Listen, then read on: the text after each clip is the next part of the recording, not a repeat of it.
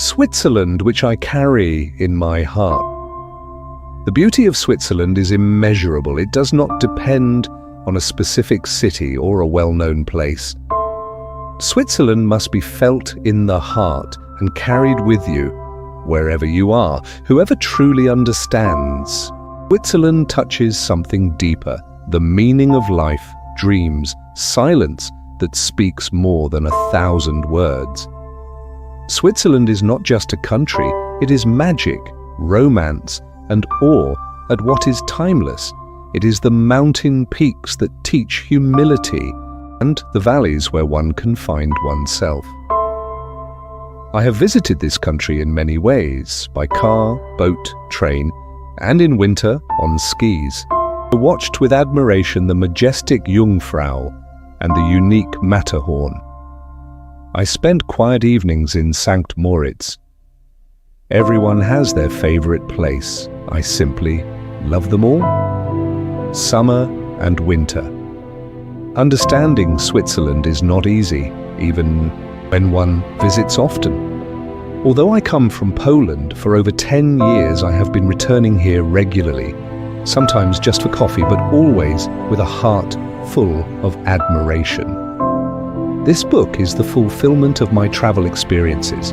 It is a story built from moments, scents, images, and emotions.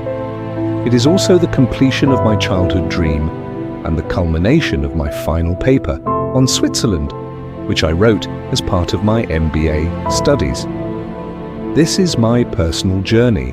I invite you, reader, to join me. This book is not a typical guidebook. You will not find dry data on accommodation prices or a list of restaurants recommended by algorithms. That is not the point. This is a review of places worth knowing, but not in the way they are usually written about. I do not suggest where to sleep because I believe that everyone travels in their own way. Everyone stays where their heart tells them. Sometimes in a hotel with a view of the Alps, sometimes in a car under the stars, and sometimes, just for a moment, stopping somewhere along the way. This book is for those who are not just looking for information, but for emotions, memories, and a personal rhythm of discovering Switzerland. First encounter, the beginning of my adventure with Switzerland, is a moment that will forever remain in my memory. It was only a few days, yet it was enough to see the true face of this country. It was then that I first got to know Zermatt, the Furka Pass, St. Moritz, and the Simplon Pass, places that will forever remain special to me. I remember that friends had warned me earlier, joking, "In Switzerland, there's an unpleasant smell." I didn't understand what they meant then. Only years later did I realize they were talking about a specific smell, the smell of hot breaks in the mountain passes. It was evening. We were just descending from the legendary Furka Pass. My uncle was driving the car, a professional driver, experienced, but driving through real mountains for the first time. He was learning then how to properly use the brakes during a long, steep descent. We didn't want to go through Italy, so we chose the route through the pass, with its sharp turns, endless serpentines, and the need for constant braking. The car gained speed with every minute. My uncle kept braking, controlling every movement. When we reached the bottom, we got out of the car, and then we smelled that characteristic scent. We looked. The brake discs were glowing red. That was the first warning. In Switzerland, when using mountain passes, you need to know how to brake, carefully, wisely, with respect for the forces of nature. There, every road can be a lesson and an adventure. The road to Zermatt, the beginning of a true journey. My journey through Switzerland began at the Simplon Pass and the town of Zermatt, from where we set off towards the famous Matterhorn. Didn't expect then that this expedition would absorb me so much and that I would return to it for years to come.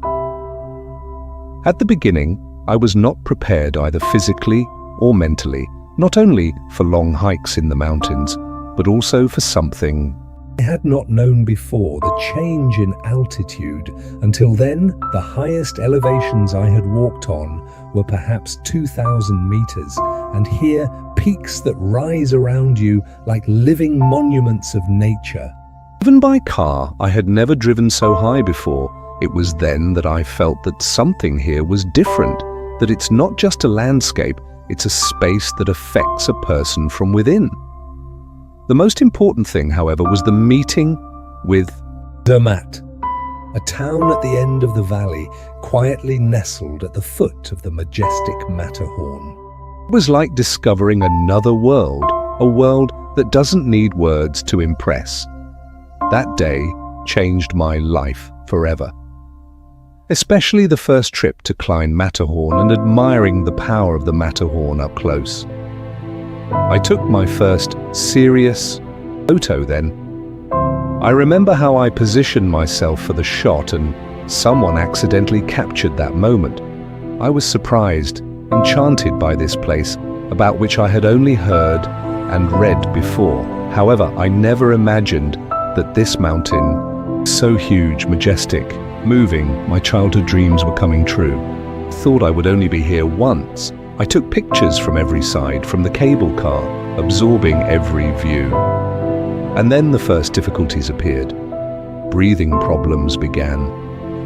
For the first time in my life, I was taking a cable car above 3,000 meters. I didn't even realize what that meant. I was riding the old cable car to climb Matterhorn then. I didn't know that a new route had already been launched in the meantime. The cars were large, accommodating over 100 people. The line was suspended very high, the views were breathtaking, and the summit was getting closer with every minute. When I got off and took my first step on the snow, I felt that something was different, as if a fairy tale had become too real. Illusion? Delight? Or maybe fear? I realized that I was having trouble breathing. I was at the highest point in Europe accessible by cable car, at an altitude of 3,084 meters. This is my personal journey. I invite you, reader, to join. This book is not a typical guidebook. You will not find dry data on accommodation prices or a list of restaurants recommended by algorithms. That is not the point. This is a review of places worth knowing, but not in the way they are usually written about. I do not suggest where.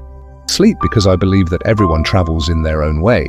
Everyone stays where their heart tells them. Sometimes in a hotel with a view of the Alps, sometimes in a car under the stars, and sometimes just for a moment, stopping somewhere along the way.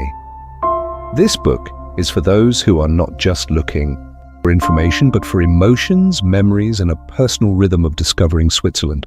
Around me, snow, ice, a glacier, and inside me, terror, excitement, and the question, what now? How will I cope? In this place, a completely new story of my travels began. A story that does not end with a photo or at the summit. I walk. Then among the old wooden houses that looked like they were from another era. I passed the famous street leading from the train station towards the center. One thing particularly surprised me. In the entire town, only small electric vehicles moved. At first I couldn't understand it. Where are the cars? Only later did I learn that Zermatt is a town closed to combustion engine traffic. It was my first encounter with the idea of a completely silent city, and it made a huge impression on me. It was then, too, for the first time, that I heard about the Glacier Express, the legendary train running from Zermatt to St. Moritz. The name itself sounded like something out of a fairy tale. Thought that one could traverse all of Switzerland in a panoramic train through the highest passes and alpine valleys awakened another dream in me, which, like many others, was eventually to come true.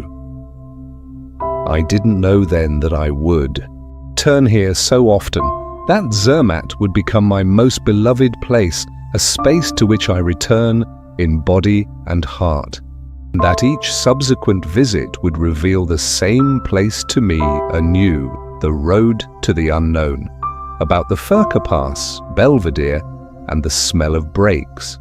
And here, the real adventure begins. After a day in Zermatt and admiring the majestic Matterhorn, took the train down to Tesch, because as you know, you can't drive into Zermatt.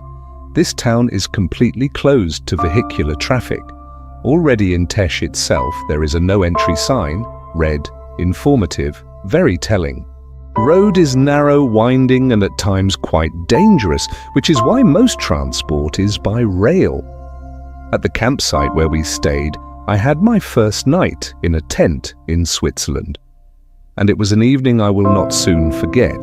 The tent was already pitched, the equipment packed, but it turned out that not all my adventure companions decided to set off with me into the mountains. My mother, a bit disoriented by the alpine conditions, suggested to my uncle that it would be warm. After all, we had just returned from Slovenia, where the sun was shining brightly. And so my uncle went to sleep barefoot. It was mid-September and it got really cold at night. I prepared, dressed in several layers, slept soundly. Meanwhile, in the other tent, my uncle was fighting the cold, warming himself with travel iron. In the middle of the night, my mother woke up and seeing that something was happening, asked, "What are you doing?" "I'm warming myself because I'm cold." "And why aren't you wearing socks?" "Because I didn't bring any." We started laughing. Such a small, absurd adventure, but one of those that you remember for years. This campsite near Zermatt is a cozy, quiet place that is really worth visiting. Warm greetings to our acquaintance, the friendly lady at the reception, who remembered us for a long time, especially my uncle, who talked to her, though he only spoke Polish and she only spoke German. And yet, they understood each other. A little with words, a little with gestures, and it was beautiful. Towards the end of our stay in Tesch, we pondered whether to go to St. Moritz through Switzerland or perhaps through Italy. However, remembering the difficulties we had encountered a year earlier in Italy, I looked at the route on the GPS and saw that the road through Switzerland seemed simpler. On the map, it looked quite inviting, almost 100 kilometers of highway. What happened along the way completely changed my point of view. Those landscapes, those places I didn't know then, I had no idea what awaited me there. In my head, there was only one association, the Gotthard Tunnel. I had heard that it was one of the longest road tunnels in the world. I didn't know then what it really meant. For me, it was just a road marked on the map. We set off calmly, admiring the landscapes, looking through the car window at the green valley. My uncle drove gently, carefully climbing higher and higher. Beside us, parallel to our route, ran a railway line winding between the bends. Sometimes on the right side, sometimes on the left, I saw high, almost vertical cliffs, and the road signs pointed towards Furka Pass. At that moment, it was just a name to me. It meant nothing. Like any driver, I treated it as just another road sign. Didn't foresee that this place would forever change my perception of Switzerland.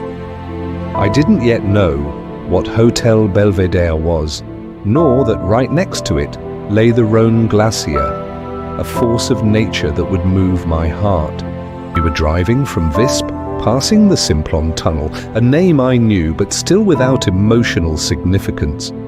I saw road signs directing towards Lech Glacier, the largest glacier in the Alps, but they too were empty for me then. Just more signs, not places. The awareness of this land was yet to be built within me. Back then, I was like anyone passing through an unknown place for the first time. I observed, without understanding. I absorbed the views, but I didn't yet feel them fully. Slowly, we ascended higher, feeling almost no difference in the car's cabin. But everything around us was changing. The landscape, the air, the light. And within me, something new was awakening, something I would only later understand.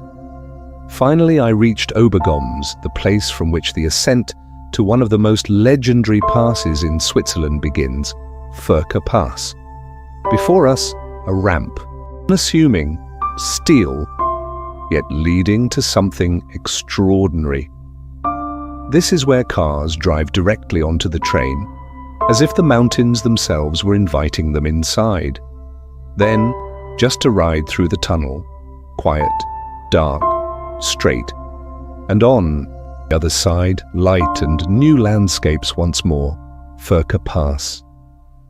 The very sound of this name awakens something special in me. It is one of the highest and at the same time most picturesque routes in the entire Alps, but it's accessible only for part of the year, from June to October, sometimes November. In winter, the road disappears under snow and the mountains, all silent, closed, wild, impassable. Avalanches don't ask if you're ready. Then I also think of bygone days, of how a steam train once traveled this pass, the Furka Bergstrecke, its line running high right through the famous Furka tunnel. For those machines, it must have been a battle against altitude and against time.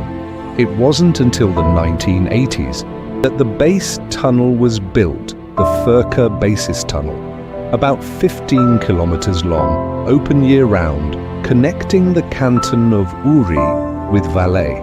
Thanks to it, a winter crossing of the Alps is possible today, precisely in the way I am experiencing it now, by car on a train, through the mountains, underground, in silence. And with the feeling that I am traveling not only through space, but through history. We continue by car. We don't use the train, though I know that later, in worse weather or during winter road closures, I will have to return here by that very railway route. Now, however, the road leads us ever higher. I notice that the incline is becoming increasingly steep. Turn after turn, we rapidly gain altitude. With each successive bend, I see fragments of the old Furka railway line, the same one that the famous Glacier Express from Zermatt to St. Moritz once traveled. I feel excitement, but also something more, a kind of tension. The road is narrow, the valley deep, and the turns seem to have no end. It grows quiet in the car. A sense of unease appears. Where exactly are we? And what awaits us further on?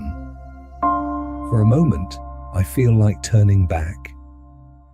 But there's no turning back here. We drive on, we pass a fork. To the left, the road to Glacier, where one can turn towards the Grimsel Pass. But we continue straight. Round us, old buildings, as if time has stopped. And suddenly, high above us, I spot a solitary building suspended somewhere above the valley. The turns climb towards it. Finally, we cross a railway line. Ahead of us, the last ascent. The engine runs smoothly, the asphalt climbs upwards.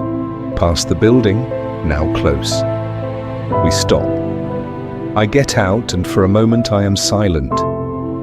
Still shaken, I approach the information board. Altitude 2200 meters above sea level. Name Belvedere. At that moment, I understood that I was no longer just a tourist.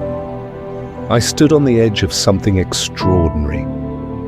The view takes my breath away. I see the road below, winding like a silver ribbon among the rocks.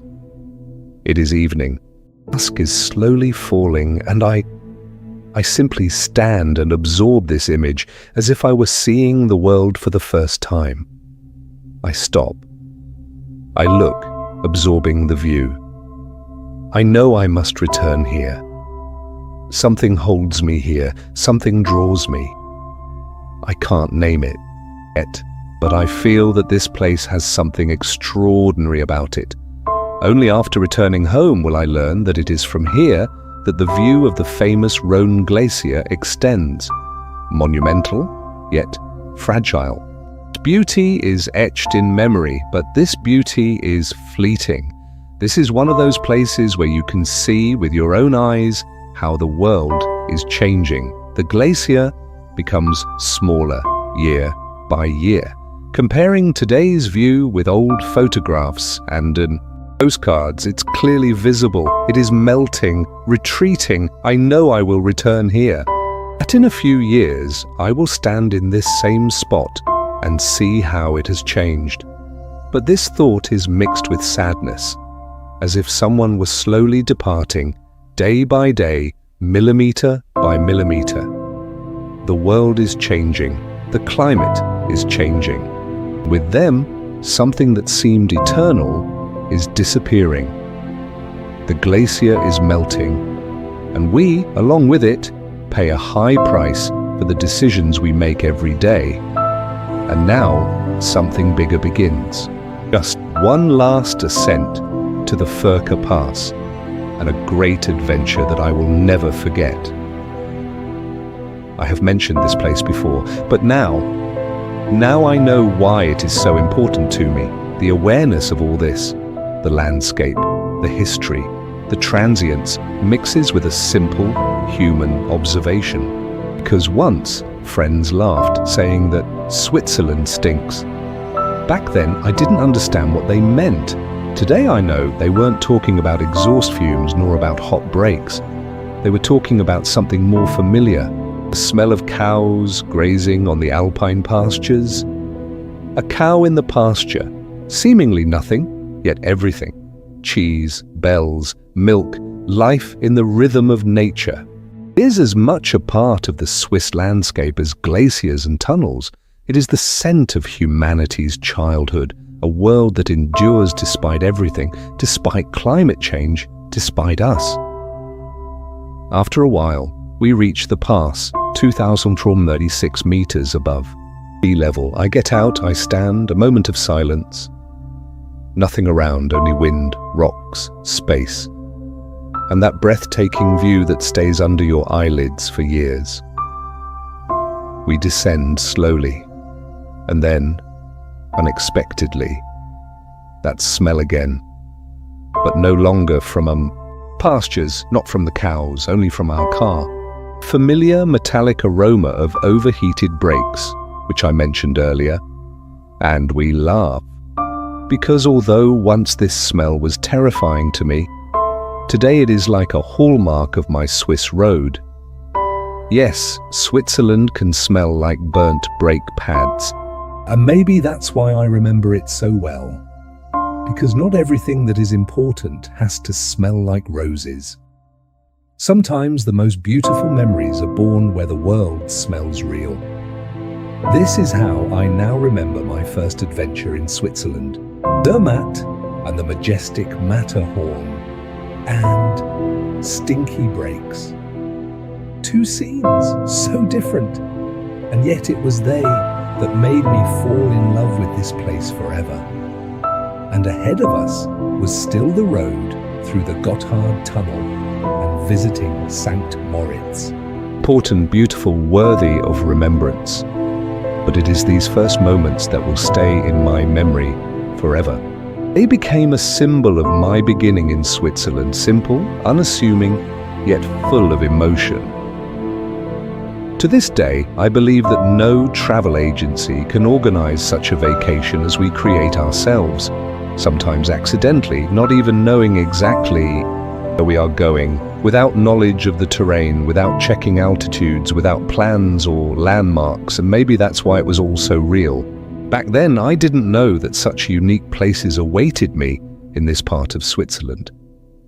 I didn't know that I would conquer heights I had only read about before, But it wasn't the numbers and maps that were most important. It was the moments, full of surprise, laughter, silence, and reflection.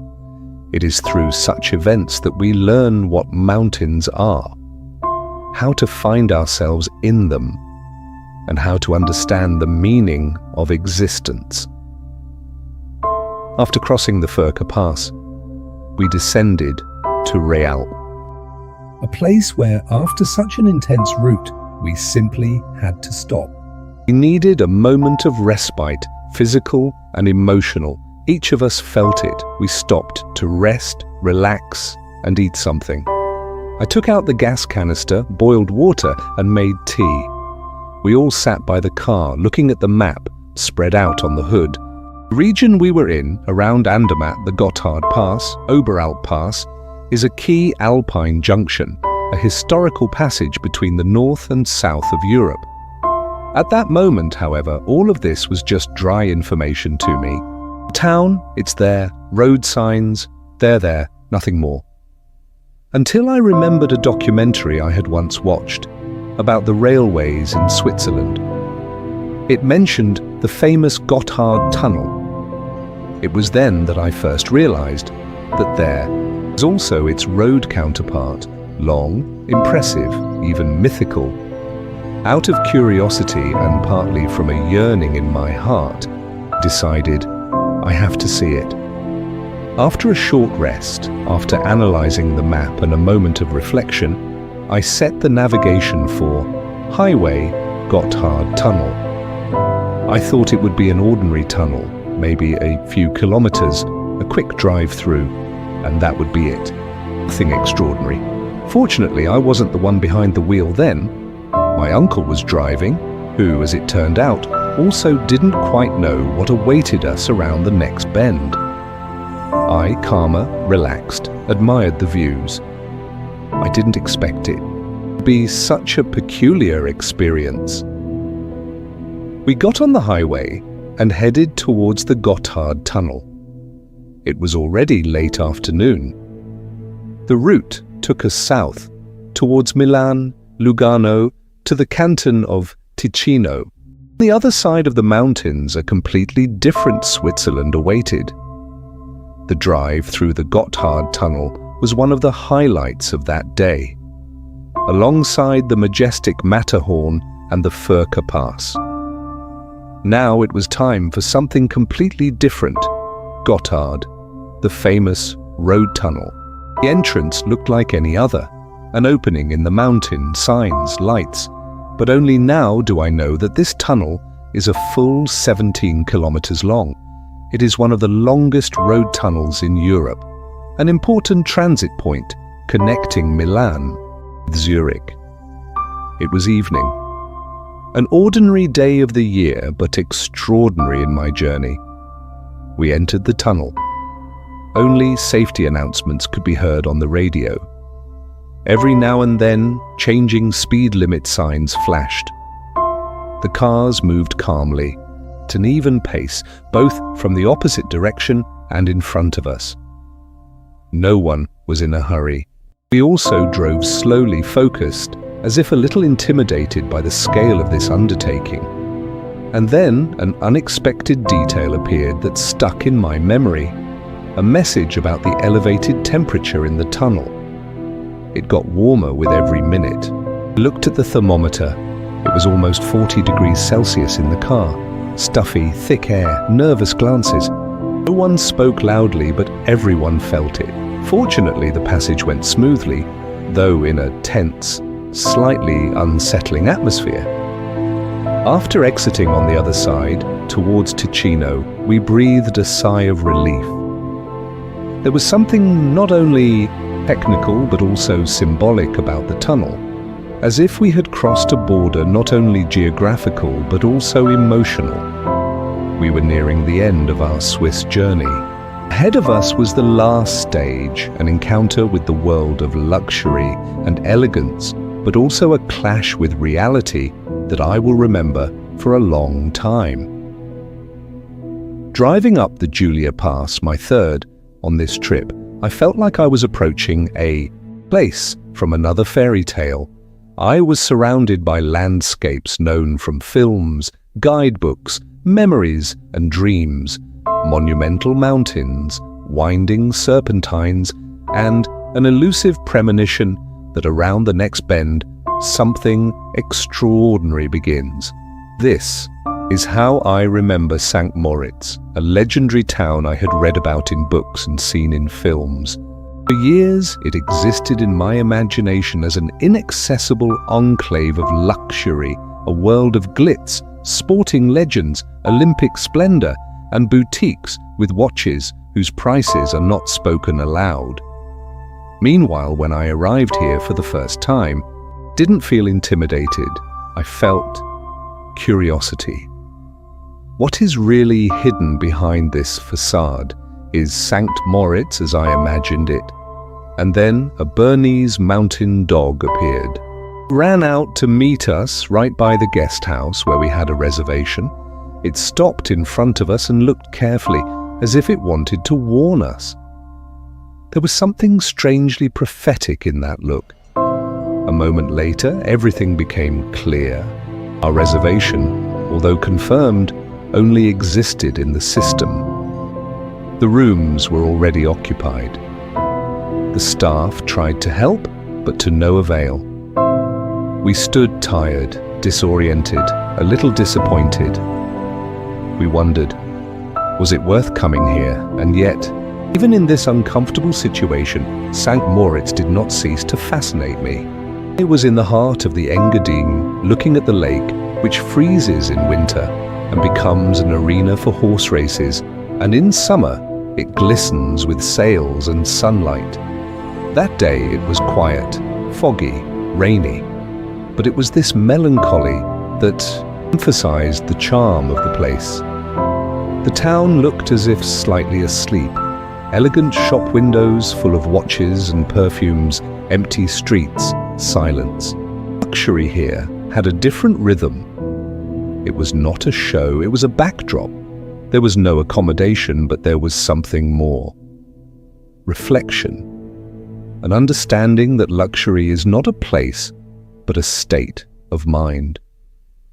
That evening I managed to find accommodation in Tyrol on the Austrian side. We returned tired, but richer for something we hadn't planned. A real encounter with the myth. The next day, we returned. I wanted to look at this place once more calmly, with greater awareness. Took the cable car up to the famous Piznaya, the peak from which the alpine downhill races of the World Championships are held. And then everything fell into place. The panorama was breathtaking. The mountains became a stage, light, emotion. The magic of the place remained.